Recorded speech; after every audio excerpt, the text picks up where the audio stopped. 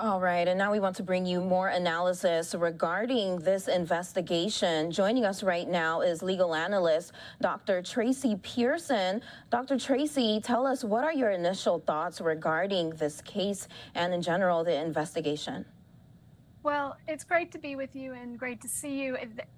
This is a terrible, terrible situation where it's being characterized as a missing persons case, but it's really looking to me like a homicide.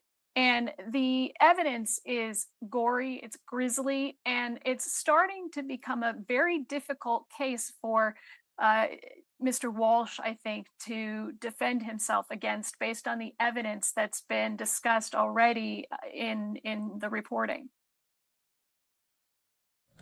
All right, and Dr. Pearson, Anna's husband, Brian Walsh, is charged with misleading officers. Why do you think he is being held on a $500,000 bail? Can you just explain that? I mean, that seems like a hefty amount there. Well, based on the fact that he was in home confinement, awaiting sentencing for some charges that he had been convicted of. And so he was already somebody who was subject to orders that he did not follow.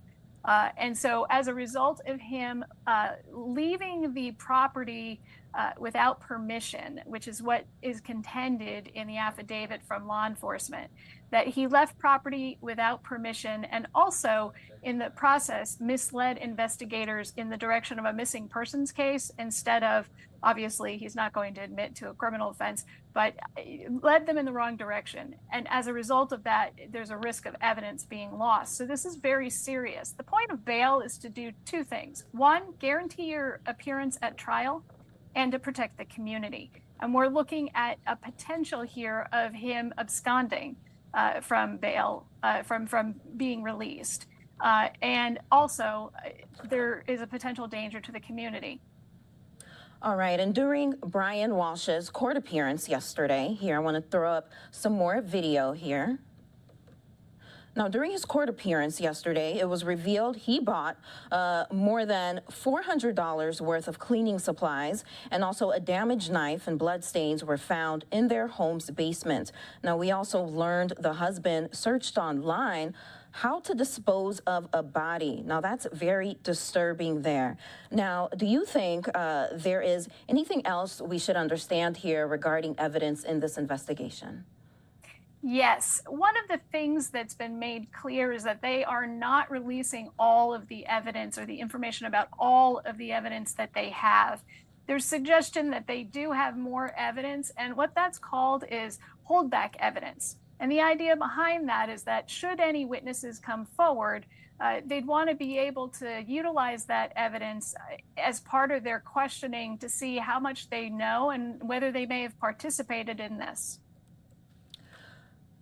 All right, Dr. Pearson. And you know what? We should also mention that he has been held on house arrest, or he was facing a conviction for another charge. It was actually a federal case for selling two fake Andy Warhol paintings, and he actually bought those cleaning supplies at a time when he was not supposed to. So he actually broke his parole. All right, the next question I want to ask you here, how exactly do you think prosecutors should build this case, or what should they be looking out for? What do they need to do to build their case if they are trying to do that against Brian Walsh? Well, one of the things that they're going to do is they're going to look at forensics. They're going to look at a couple different kinds of forensics, one being DNA. They're going to look at the DNA of the blood that they found. They're going to look at the damaged knife to see if his DNA is on it in the first instance. They're going to probably gather evidence within the property, if they haven't already, of something that may have Ms. Walsh's DNA on it. So maybe her hairbrush. And they're going to run tests on that, and they're going to make comparisons to see if that blood matches her, if it matches Mr. Walsh, if he was injured in any way. And then they're also going to look at digital evidence. Because of the computer searches, what they're going to do is they're going to need to tie him to that computer. They're going to have to tie him to the idea that he was actually doing the searches. Now, I'm making an assumption that this is a computer, but they haven't confirmed that.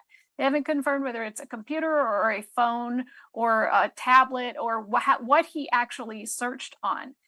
But they're going to have to tie that evidence to him. All right, and what about his defense? Because he pled not guilty to misleading officers. What do you have to say about that? Well, he pled not guilty. It's standard for a defendant to plead not guilty in this situation. I think that we're going to see a lot more charges coming. And defense counsel is not making statements, is refusing press inquiries. And so I think that what we're going to see is we're going to see what charges are going to be brought. And they're going to look at the evidence that they receive as part of a discovery process. And they're going to look at how to make a defense out of that. And I think that one of the things they're probably going to do is look to see if they can tie that knife to Mr. Walsh. They're also going to look at the digital evidence to see if they can tie the computer to him as well.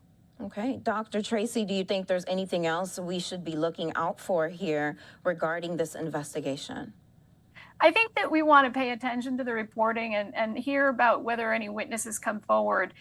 Again, it's that holdback evidence to me that is the most intriguing, and that they've made it point of talking about that. All right. Well, Ana Walshe, she was last seen on New Year's Day, January 1st, and now today, that is 10 days later. Today is January 10th, and hopefully we learn more soon. Dr. Tracy Pearson, thanks so much for joining us here on Live Now from Fox. We appreciate it. Thank you.